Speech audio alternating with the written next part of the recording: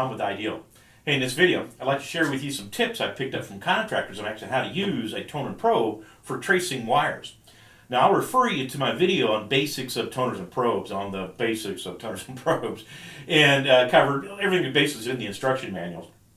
But in this video, I thought I'd share some tips with you that were recently passed along to me from contractors out in the field.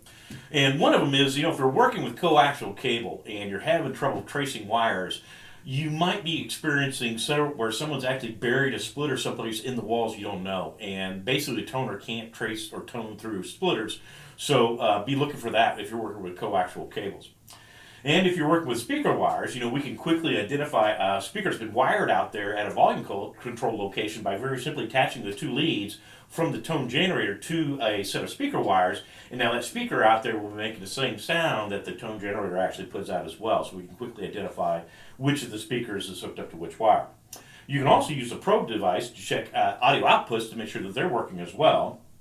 And in my basics video, I talked about how you can actually use the continuity setting on the toner to make sure that you're on the right pair. So if you trace a pair, you think you're on the right pair, and you short that pair on the far end, and then go back and check the continuity with the tone generator, and if you have continuity, obviously on the right pair.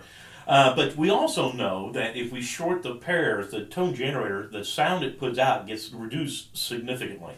So if I'm out there in some place and I'm tracing wires and I think I'm on the right pair, if I short them and the tone gets reduced significantly, I'm on the right pair. Now, if it doesn't, one of two things have happened. Either I am not on the right pair, or there could be an open in one of the two conductors you're tracing. And if that's the case, you're going to have to go out and find that open as well. Now, we can also use the fact that the tone reduces quite a bit when you short it to do things like trace traveling wires in a three-way lighting circuit. And you could be in one switch location in a three-way circuit and attach the tone generator to the two travelers in that circuit. And with the power off, go to another switch location and basically short, usually it's the black and red, so you short the black to the reds individually. And when the tone generation goes away, the sound it makes goes away, then you're obviously on that right pair and you've identified the travelers in that three-way circuit. Now, we also mentioned in the basics video that it's best to have it open on both ends of a cable when you're tracing. And, especially with electrical circuits, you will find things in those electrical circuits that may affect the tone generation coming out of the toner. And those things can be like GFIs, the transformer for like on a doorbell, or even in emergency lighting circuits, those transformer charging stations for the batteries can affect the tone generation coming out of the toner.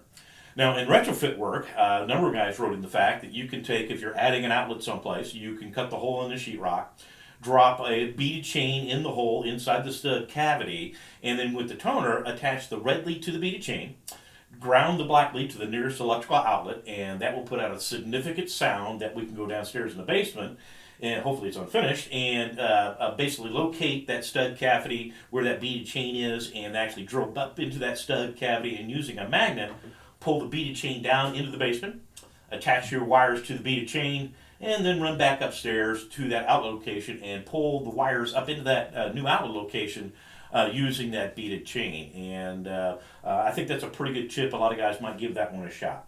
Now, we also know that we got a number of comments that if you attach the red lead to the wire you're trying to trace and you can ground the black lead to any of the grounds in a building, that's going to significantly increase the sound you pick up.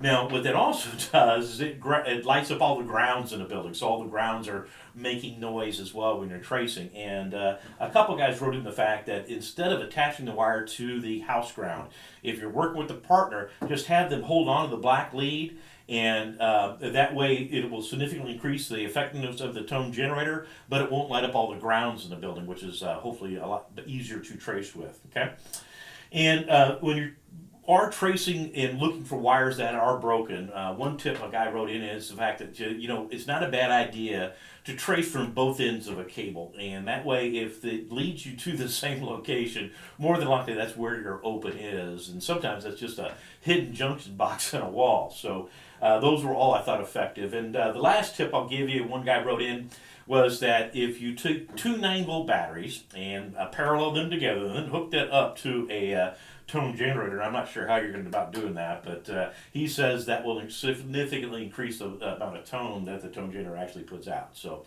hey, there you go, folks. There's some tips from some people in the trade. Hope they helped you. And hey, thanks for watching. I really appreciate it. I'm Ron with Ideal, and I'll see you on the next one.